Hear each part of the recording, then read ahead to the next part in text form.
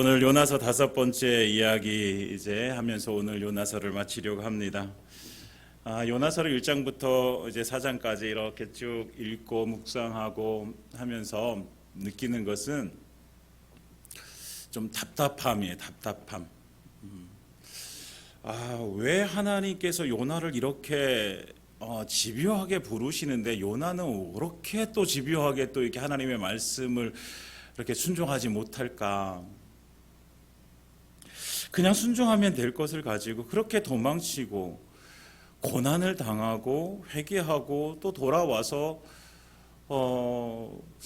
그래도 또 온전한 순종을 드리지 못하는 그 요나의 모습을 보면서 왜 이렇게 답답한 인생을 살아갈까 이런 생각이 들어요. 제가 그렇게 답답한 마음이 드는데 하나님은 더 오죽 답답하시겠어요. 선지자라고 세웠는데 말을 잘 안 들어요. 좀 듣는 척 했는데 하는 것 같은데 근데 하나님의 마음이 이렇게 썩 들진 않아요. 그런데 이 답답한 마음을 가지고 이 요나서를 읽다가 문득 또 생각이 나는 거예요. 그 요나의 모습이 내 모습이구나라는 생각이 드는 거예요.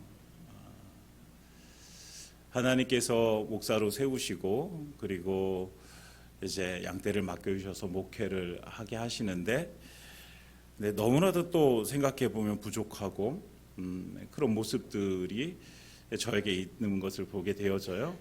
근데 그 부족함이 그냥 단순한 부족함이 아니라 이 요나처럼 하나님께서 말씀하신 것에 대한 철저한 순종을 드리지 못한 그 부족함이 느껴지는 거예요. 더 하나님께 무릎 꿇고 기도하고 그래서 하나님께서 주신 말씀 붙들고 이제 하나님께서 주신 능력 가지고 살아가야 되는데 근데 또 이렇게 하자니 또 걸리는 것들이 있고 그러다 보면 또 이거 분명히 하나님께서 이렇게 하길 원하시는데 그런 것들을 볼 때 여전히 부족한 모습. 그러니까 요나의 모습이 꼭 제 모습인 거죠. 그래서 요나서를 통해서 또 답답한 마음과 함께 또 하나님께서 저를 뒤돌아보게 하게 하시는 그 은혜를 누리게 되어집니다. 오늘 요나서 우리가 1장부터 3장까지 쭉 살펴보면서 요나 분명히 하나님을 사랑했던 사람이에요. 그리고 하나님께서 택하셔서 하나님의 말씀을 그에게 맡겨주시고 또 선지자로서의 역할을 감당케 하셨어요.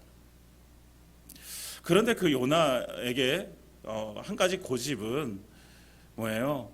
하나님께서 저 니느웨 백성들은 절대로 구원하시면 안 된다는 거예요. 그게 이제 요나의 고집이었죠. 그래서 하나님을 피해서 이제 다시스로 가는 배를 타고 이제 도망가 버리게 되어지는 거예요. 그러면 다 될 줄 알았어요. 그러면 이제 하나님이 나를 더 이상 찾지 않으시겠지라고 생각했던 것 같아요. 그렇지만 하나님은 끊임없이 그를 찾으시죠. 그러니까 하나님을 떠나면 내가 이제 내 마음대로 할 수 있겠구나라고 했던 그 생각. 시편 139편 7절에서 10절을 보면 이렇게 시편 말씀에 말씀하고 있어요. 다윗의 시인데요. 이렇게 말하고 있습니다. 내가 주의 영을 떠나 어디로 가며 주의 앞에서 어디로 피하리이까? 내가 하늘에 올라갈지라도 거기 계시며 스올에 내 자리를 펼치라도 거기에 계시니이다. 내가 새벽 날개를 치며 바다 끝에 가서 거할지라도 거기서도 주의 손이 나를 인도하시며 주의 오른손이 나를 붙드시리이다. 아멘. 다윗의 고백이거든요. 그러니까 다윗은 언제 어디서나 함께 하시는 하나님을 찬양하는 거예요. 내가 어디로 가든지 하나님은 나와 함께 하셔. 그러니까 다윗의 인생은 사실 그렇게 호락호락한 인생은 아니었어요. 왕이 되기 전에 사울이 죽이려고 하는 그 사울의 손을 피해서 도망 다녀야 됐고, 왕이 돼서는 아들 압살롬을 피해서 또 도망가야 됐고, 그런 모든 과정 속에서 다윗은 무엇을 느낀 거예요? 내가 어디로 가든지 하나님은 나와 함께 하시는구나.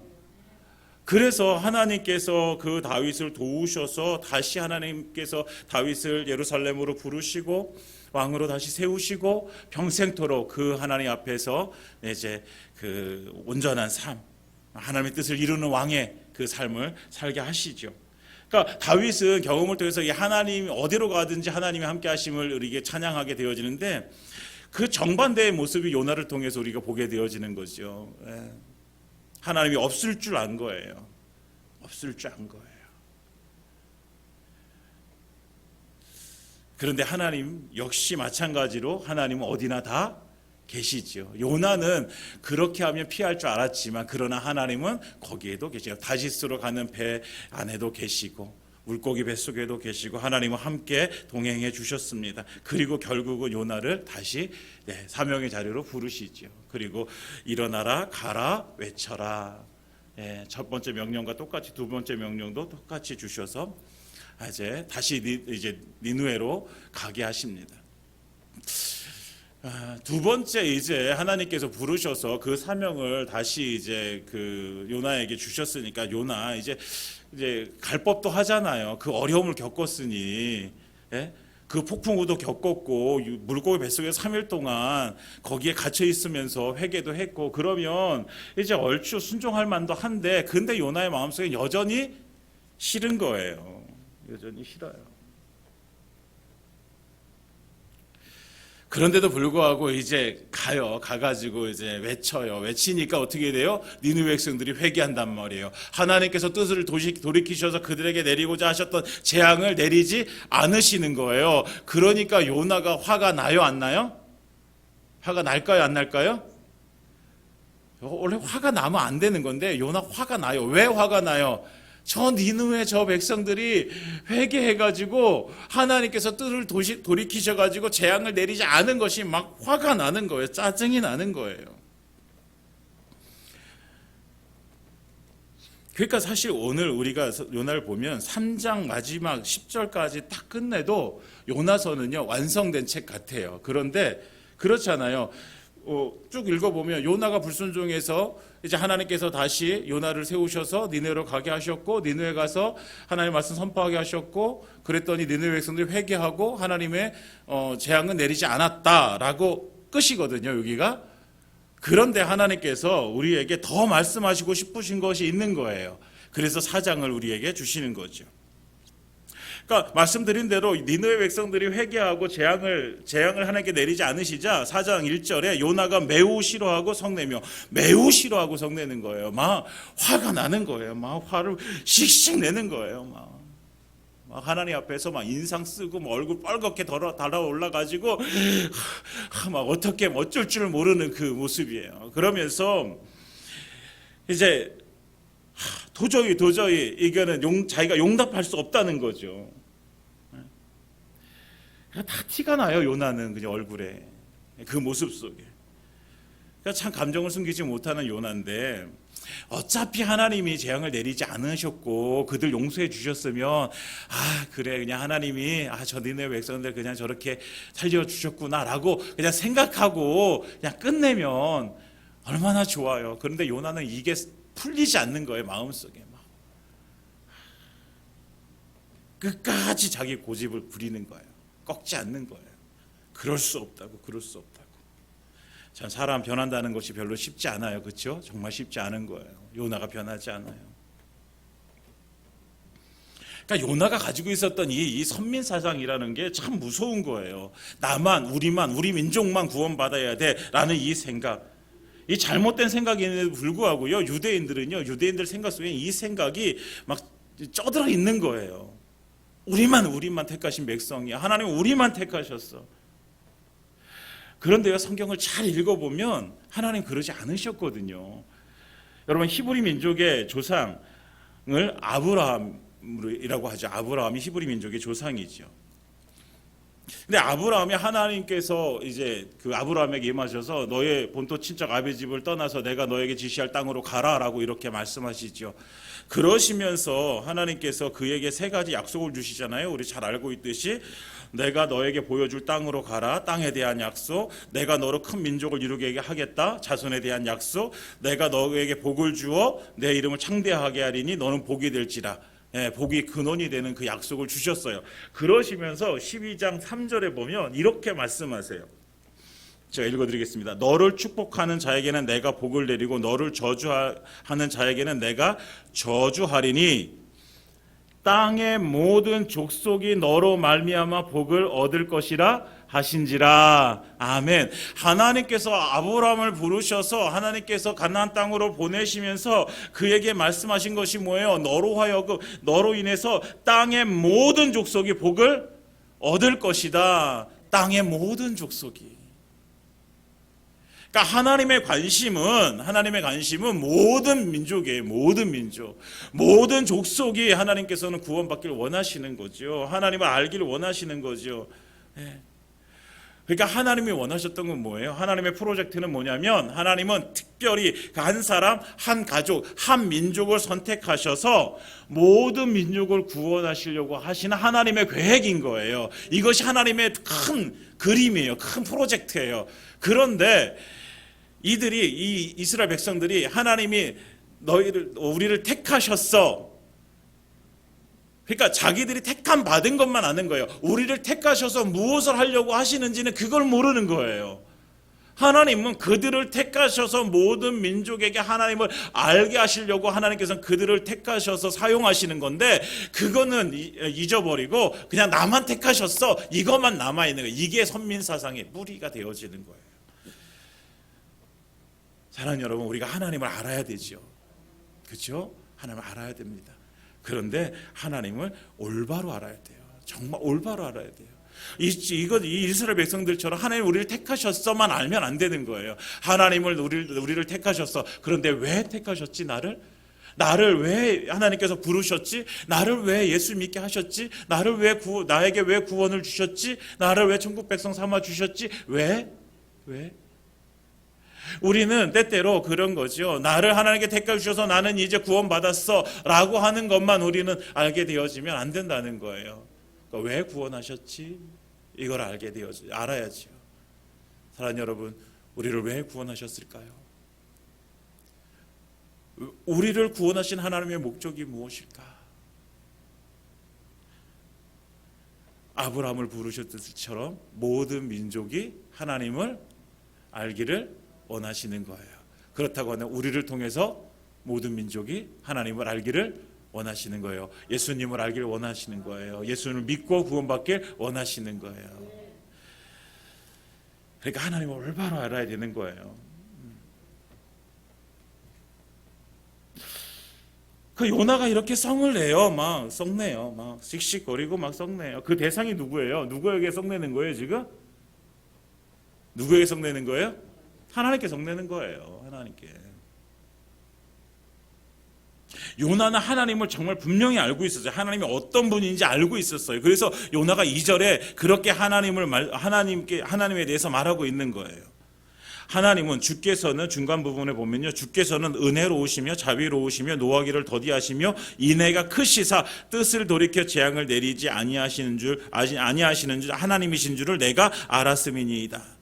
그러니까 요나는요 하나님에 대해서 잘 알고 있어요. 하나님은 은혜로우신 분이야, 자비로우신 분이야, 노하기를 더디하신 분이야, 인애가 크신 분이야. 그래서 얼마든지 하나님은 회개하고 돌아오는 사람들 다 용서해 주시고 다 재앙을 이제 내리지 않으시는 분인 것을 요나가 알고 있어요. 하나님을 알고 있어요. 그런데 요나의 부족함이 뭘까요? 하나님에 대해서는 알고 있어요. 그런데 요나의 부족함이 뭐예요? 하나님의 마음을 알지 못하는 거예요. 하나님은 아는데 하나님의 마음을 알지 못하는 거예요. 그러니까 요나가 그러니까 요나가 나를 왜 니느웨로 보내시는가, 그 하나님의 마음은 무엇인가, 그 하나님의 마음을 알았으면 니느웨로 가는 거를 이토록 싫어하진 않았을 거란 말이에요. 그런데 요나는 죽기까지 싫어하죠. 하나님의 마음을 모르는 거예요.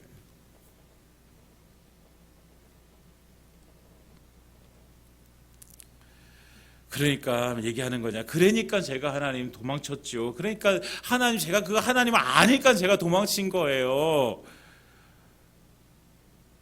그러면서 3절에 보면 요나가 얘기해요. 하나님, 제 생명을 거두어 가서 사는 것보다 죽는 것이 낫습니다. 얼마나 싫은 건가요, 이게? 한번 생각해 보세요. 사는 것보다 죽는 것이 더 낫겠습니다. 이만큼 싫은 거예요, 이만큼. 그러니까 대단한 거예요, 여러분. 이 선민사상에 찌들어가지고 그 이방인들이 구원받는 것을 싫어하는 이 모습이요. 이런 거예요, 이런 거예요. 그러니까 얼마나 대단한 건지 아시겠죠. 그런데 아무리 미워도요, 내가 먼저 살고 봐야 되는 거 아니에요, 여러분? 그러니까 이 죽기까지 구한다는 거는 정말 정말 싫어하는 거죠. 인정하기 싫은 거예요.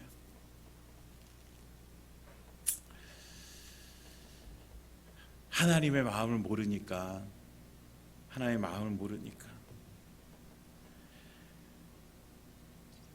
자기에게 베푸신 은혜는 사실 당연하다고 생각하는 거예요. 그런데 하나님이 저 사람에게 은혜를 베푼 것은 당연하지 않다라고 생각하는 거예요. 여러분, 요나가 아까 고백했던 것처럼요, 은혜로우시고 자비로우시고 노하기를 더디하시고 인애가 크신 하나님이시기 때문에 요나도 지금 살아있는 거예요, 여러분. 요나가 그 은혜를 받은 사람이라고요. 요나가 하나님이 이런 분이 아니셨으면 요나도요, 진작에 끝난 인생이란 말이에요. 하나님께 불순종해서 니네로 가야 되는 다시스로 가는 배를 타고 가는 그 요나, 그 불순종한 그 요나를 하나님께서는 그래도 살려내시잖아요. 진작에 끝날 인생이란 말이에요. 자기는 그 은혜를 입었는데, 근데 니느웨 백성들은 그 은혜를 입으면 안 된다라고 여기는 거예요. 여러분, 이게 얼마나 못된 습성이에요, 이게. 사랑하는 여러분, 우리에게 주신 하나님의 은혜를 잊지 마시기 바랍니다. 근데 또 하나, 나에게 그렇게 은혜를 베푸신 그 하나님께서 내 옆에 있는 사람들에게도 똑같이 은혜 베푸심을 우리가 인정하시기 바랍니다. 하나님께서는 하나님께로 돌아오는 자에게, 하나님께로 나오는 자에게 하나님께서 얼마든지 은혜를 베푸시는 분이세요. 그리고 절대로 비교하지 마세요. 은혜에 대해서, 내가 받은 은혜와 다른 사람들이 받은 은혜에 대해서 비교하지 마세요. 내가 주신 은혜는 요만큼인 것 같은데 저 사람이 받은 은혜는 이만큼인 것 같아. 남의 떡이 커 보이잖아요. 여러분, 내게는 하나님께서 내게 가장 좋은 은혜를 주셨습니다. 저 사람에게는 저 사람에게 가장 좋은 합당한 은혜를 주셨습니다. 은혜는 비교하는 것이 아닙니다. 은혜는 받아서 누리고 감사함으로 하나님께 드리는 것입니다. 사랑하는 여러분, 우리에게 하나님께서 은혜 베푸셨음을 잊지 마시기 바랍니다.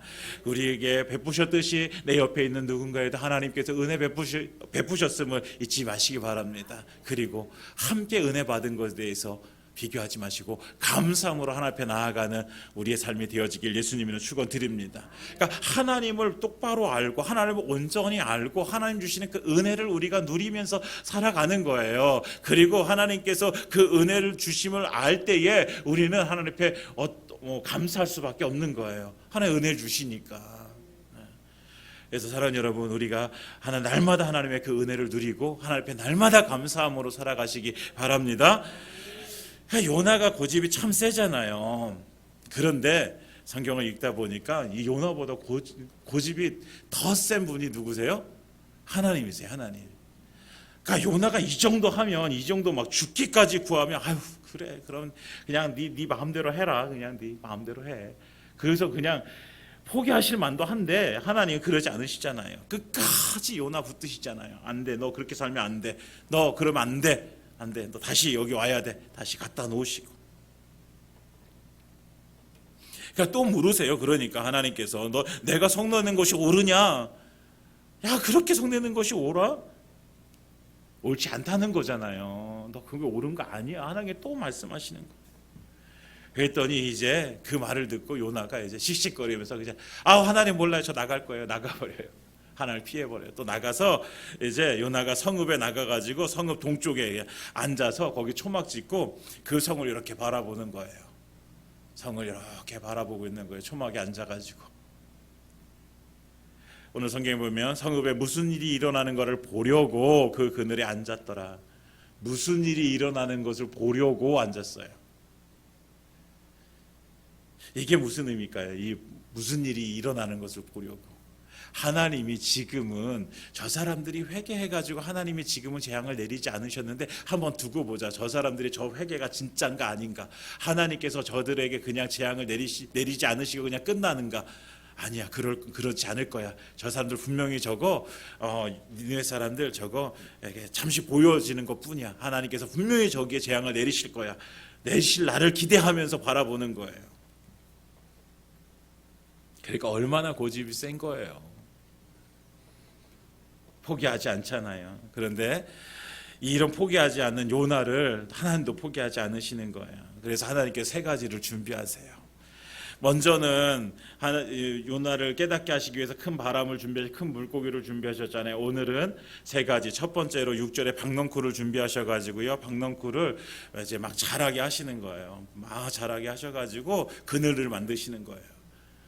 뜨거운 햇빛 아래 그늘이 있으니 얼마나 좋아요. 요나가 그 그늘에 앉아가지고 좋다라고 느끼면서 거기 앉아 있는 거예요. 그랬더니 하나님께 두 번째로 준비하신 게 7절에 벌레를 준비하시는 거예요. 이튿날 새벽에 그 벌레를 준비하셔서 그 박너코를 다 갉아먹으신.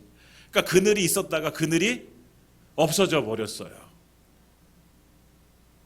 그리고 세 번째로 8절에 뜨거운 동풍을 준비하시는 거예요. 이 뜨거운 동풍이라는 것이요, 그 이제 북아프리카에서 이렇게 지중해 연안으로 이렇게 불어오는 이렇게 바람, 이거를 시로코라고 하는 바람인데요. 찾아보니까 막 정말 뜨거울 때는요, 사람이 호흡곤란으로 죽을 만큼 그렇게 뜨거운 열기가 이렇게 몰려온다고 해요.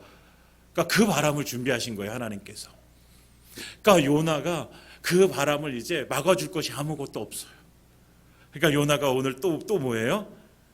8절에 스스로 요나가 혼미하여 스스로 죽기를 구하여 이르되 사는 것보다 죽는 것이 내게 나으니이다. 요나는 왜 계속해서 그냥 사는 것보다 죽는 게 낫습니다. 아니, 하나님께서 하나님께 주신 거룩한 사명을 이루다가 내가 정말 하나님의 거룩한 사명을 이루다가 내가 죽는 것이 좋습니다. 막 이렇게 나가면 얼마나 은혜스러워요. 얼마나 좋아요. 그런데 자기 고집대로 안 되니까 그냥 사는 것보다 죽는 거 낫겠습니다. 이렇게 얘기하잖아요.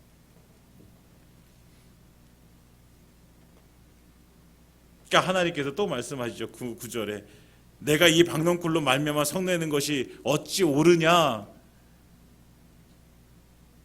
박넝쿨로 인해서 네가 성내는 것이 옳으냐. 한번 네가 생각해봐. 너 박넝쿨을 위해서 네가 한 게 뭐가 있어? 네가 수고했어? 재배했어? 아무것도 안 했잖아. 하룻밤에 났다가 말라버린 이 박넝쿨 네가 그렇게 아끼는 것이 그게 옳아? 그러면 그게 옳다라고 얘기한다면 11절 우리 다 같이 한번 읽어보겠습니다. 11절 시작. 하물며 이 큰 성읍 니느웨에는 좌우를 분별하지 못하는 자가 12만여 명이요 가축도 많이 있나니 내가 어찌 아끼지 아니하겠느냐 하시니라. 아멘. 야, 그게 박넝쿨을 네가 아끼는 것이 지금 옳다라고 얘기한다면, 그럼 이 큰 성읍 니느웨의 좌우를 분별하지 못하는 여기서 좌우를 분별하지 못하는 자라는 것을 이제 아직 이제 이런 인식이 잘 안 되는 아기들, 어린 아이들을 얘기해요. 12만 명이나 있는 거예요. 야, 그 아이들이 뭔 죄야? 그 애들이 무슨 죄를 졌어? 그러니까 하나님께서 이렇게 설득하시는 거예요. 그 아이들이 뭔 죄를 졌어? 그런데 그 아이들을 내가 아끼는 것이, 그러면 이것은 너희가 볼 때는 어떠해? 너는 그 박넝쿨을 위해서 아무것도 안 하고 아꼈는데 나는 이 사람들, 이 12만 명의 아이들 내가 아끼는 것이 이게 잘못된 거야? 이렇게 하나님께서 물으시는 거죠. 사랑하는 여러분, 하나님은요, 요나를 끝까지 포기하지 않으시는 거예요. 포기할 수 없는 사랑이에요. 이것이 포기할 만도 한데, 이렇게 속삭이는데 포기할 만도 한데, 이것이 하나님의 사랑입니다. 하나님께서 우리를 향한 사랑도 이와 똑같은 거예요. 포기하지 않으시는 사랑. 우리가 실수하고요, 실패해도 하나님 포기하지 않으십니다. 하나님 끝까지 붙드십니다. 돌아오라고 하나님께서는 우리에게 계속해서 사인을 보내주세요. 다시 돌아와야 돼, 다시 돌아야 붙드시는 거예요. 때때로는요, 하나님께서 우리에게 이런 것들을 준비하세요. 큰 바람도 준비하시고, 폭풍도 준비하시고, 큰 물고기도 준비하시고, 박넝쿨도 준비하시고, 벌레도 준비하시고, 동풍도 준비하시고. 하나님께서 왜 이걸 준비하세요? 왜 이걸 준비해서 요나에게 왜 이것을 이렇게 준비하신 것을 요나에게 왜 이렇게 행하세요? 야, 네가 좀 돌아왔으면 좋겠어. 하나님의 포기하지 않는 사랑, 계속해서 이런 환경들을 통해서 하나님께서 보여주시는 것입니다. 사랑하는 여러분, 하나님은 우리를 포기하지 않으십니다. 계속해서 우리에게 이런 것들을 준비하시면서 다시 돌아오라고, 돌아와서 다시 내 앞에 서라고 하나님께서는 우리에게 계속해서 말씀해 주십니다. 이것이 포기하지 않으시는 하나님의 사랑입니다. 사랑하는 여러분, 이 포기하지 않는 하나님의 사랑을 깨닫기를 원합니다. 그리고 이 사랑 앞에 우리가 무릎을 꿇기를 예수님의 이름으로 축원드립니다. 그러니까 정말 이제 중요한 것은 뭐냐면, 하나님께서 이렇게 말씀하시는 이 하나님의 마음, 이런 거예요. 하나님의 마음.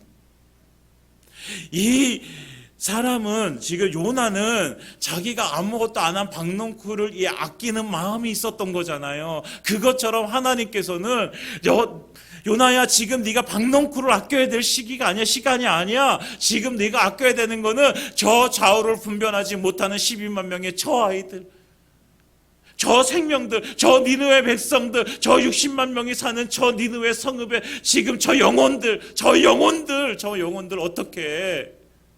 저 영혼들, 그 영혼을 사랑하시는 하나님의 마음, 하나님이 요나에게 깨닫기를 원하셨던 것은 바로 이거예요. 다른 게 아니라 하나님의 마음, 하나님의 정말 이 속마음.